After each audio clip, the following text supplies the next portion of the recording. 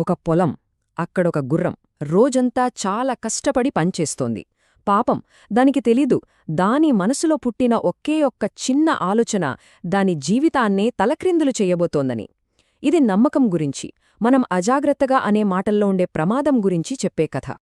అసలు మనసులో అనుకున్న ఒక చిన్న మాటలో ఇంత ప్రమాదముంటుందా?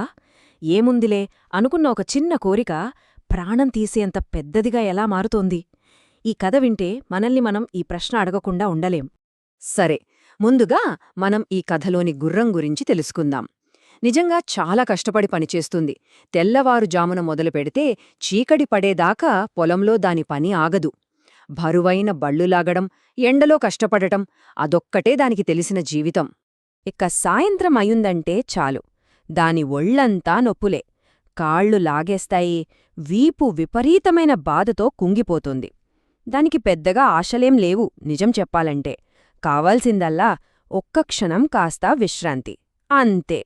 అలాంటి ఒక అలసిపోయిన సాయంత్రం వేళ గుర్రం తన ఇంటికి చేరింది. అప్పుడే దాని మనసులో ఒక చిన్న కోరిక పుట్టింది. చాలా చాలా అమాయకమైన కోరిక. అదేంటంటే, రేపొక్క రోజైనా కాస్త పని తగ్గితే బాగుండును అని. అది తనలో తానే ఇలా అనుకుందనమాట. అమ్మో, ఈరోజు ఎంత పనిచేశానో, రేపైనా కాస్త తేలిగ్గా గడిస్తే బాగుండు. చిన్న బ్రేక్ తీసుకుంటే ఏమవుతుందిలే. అంతే, దాని మనసులో అనుకున్న మాట ఇంతే. సరిగ్గా అప్పుడే అన్నీ వినాలని ఆసక్తిగా ఉండే ఒక పిల్లి అక్కడికొచ్చింది. పాపం ఆ గుర్రం ఆ అలసటలో, ఆ బలహీన క్షణంలో నమ్మకంతో తన మనసులోని మాటను ఆ పిల్లతో చెప్పేసింది. కాని దానికి తెలీదు, ఆ ఒక్క మాటే జరగబోయే పెను విపత్తుకు నాంది పలికిందని. సరే, ఇక్కడ నుంచే అస్సలు కథ మొదలవుతుంది. ఆ గుర్రం చెప్పిన చిన్న మాట చెవినుంచి చెవికి పాకేసరికి ఎలా మారిపోయిందో చూద్దాం. ఒక చిన్న కోరిక ఒక భయంకరమైన అబద్ధంగా ఎలా రూపాంతరం చెందిందో చూడండి. ఇదిగో, ఆ గుసగుసల గొలుసులో 5 మెట్లున్నాయి. ఆ ఒక్క కోరిక ఒక్కో మెట్టు దాటుతూ గుర్రం తలరాతను ఎలా మార్చేసిందో ఒక్కొక్కటిగా చూద్దాం. మొదటి మెట్టు పిల్లి. అది నేరుగా ఆవు దగ్గరికి వెళ్ళి ఇలా చెప్పింది. ఏమో యావు, గుర్రం సంగతి తెలుసా? అది వేరే పొలానికి వెళ్ళిపోవాలని ప్లాన్ చేస్తోంది. చూశారా, కేవలం విశ్రాంతి కావాలన్న మాట ఇక్కడికొచ్చేసరికి పొలం వదిలి వెళ్ళిపోవాలన్న ప్లాన్గా మారిపోయింది. ఇక రెండో మెట్టు ఆవు. అది ఈ విషయాన్ని మేకకు చెప్పేటప్పుడు ఊరికే ఉంటుందా?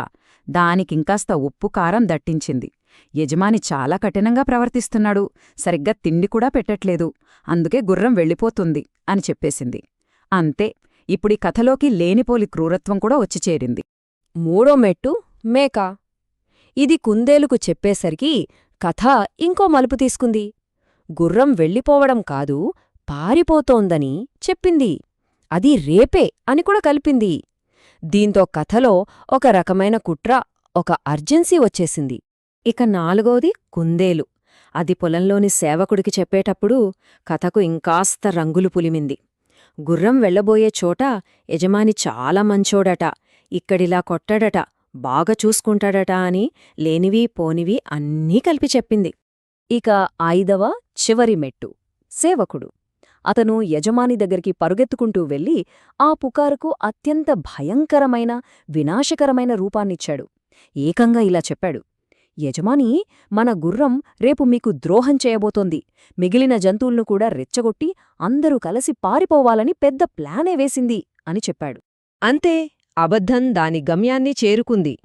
ఇప్పుడు చూద్దాం, తన నమ్మకస్తురైన సేవకుడు చెప్పిన ఆ మాటలు విన్న యజమాని ఏం చేశాడో. ఇక్కడ మనం చూడాల్సిందేంటంటే, ఒకవైపు గుర్రం మనసులో ఉన్నదేంటి? కేవలం కాస్త విశ్రాంతి తీసుకోవాలనే ఒక చిన్న, అమాయకపు ఆశ. మరి మరోవైపు యజమాని విన్నదేంటి? తిరుగుబాటు, ద్రోహం, కుట్రతో నిండిన ఒక భయంకరమైన కథ. చూసారా, గుసగుసలకు ఎంత వినాశకరమైన శక్తి ఉంటుందో చెప్పడానికి ఇంతకంటే పెద్ద ఉదాహరణ అవసరమా? ఆ మాటలు వినగానే యజమానికి కోపంతో ముఖం కందిపోయింది. అతను ఒక్క సెకండ్ కూడా ఆలోచించలేదు. అసలు నిజమేంటి అని అడిగే ప్రయత్నం కూడా చేయలేదు. ఆగ్రహంతో వెంటనే ఒక కఠినమైన, తిరుగులేని నిర్ణయం తీసేసుకున్నాడు. ఆ ఒక్క మాట విలువలేంటో ఇప్పుడు తెలుస్తుంది. ఈ కథలోని విషాదకరమైన ముగింపు మనందరికీ నిశ్శబ్దం నేర్పే ఒక పెద్ద పాఠం. ఆ రాత్రే యజమాని ఆ గుర్రానికి ప్రాణాంతకమైన ఇంజెక్షన్ ఇచ్చేశాడు. తెల్లవారేసరికి ఆ అమాయక జీవి శాశ్వతంగా కన్నుమూసింది. ఒక చిన్న కోరిక ఒకరి తర్వాత ఒకరు చెప్పిన అబద్ధాలకు బలి అయిపోయింది. చూశారు కదా, ఈ విషాదం తర్వాత మనందరం నేర్చుకోవాల్సిన ముఖ్యమైన పాఠాలేంటి? ఇది మన నమ్మకం గురించి, మనం మాట్లాడే మాటల గురించి మనల్ని మనం ప్రశ్నించుకునేలా చేస్తుంది.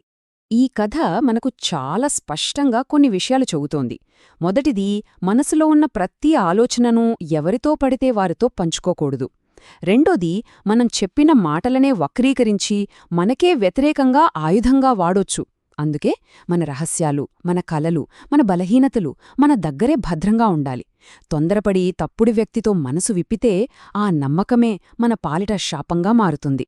చివరిగా ఈ కథ మనకు గుర్తుచేసేది ఒక్కటే: మన మాటలు ఎవరితో పంచుకుంటున్నామనేది చాలా చాలా ముఖ్యం.